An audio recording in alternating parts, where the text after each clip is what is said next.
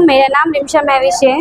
सबसे पहले तो मैं अपने अल्लाह रब्बुल पाक का इज़्ज़त का शुक्रिया अदा करती हूँ और अपने प्यारे नबी सल्लल्लाहु अलैहि वसल्लम का शुक्रिया अदा करती हूँ और हमारे मोहम्मद जाबिर अहमद साहब फैज़ुल्लाह ख़ान साहब का शुक्रिया अदा करती हूँ और ख़ास तौर पर मैं अपने कलीम सर का शुक्रिया अदा करती हूँ कि उन्होंने हमें कंप्यूटर सिखाया है, हमें आगे बढ़ने का मौका दिया। उन्होंने हमें कंप्यूटर बहुत अच्छी तरह से सिखाया। कंप्यूटर के अलावा उन्होंने हमें दीन की भी बातें सिखाई। मैं उनका बहुत ज़्यादा शुक्रिया अदा करना चाहती हूँ।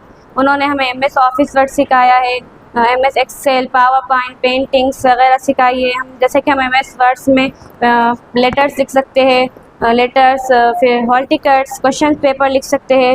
उन्होंने हमें बहुत अच्छे से कंप्यूटर सिखाया है।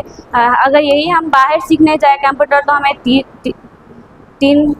तीन महीने में सीखते हैं और हम कलीम सर ने हमें 40 दिन में कंप्यूटर सिखाया है। मैं कलीम सर का बहुत तहे दिल से शुक्रिया अदा करना चाहती हूँ। जज़ाकल्लाह।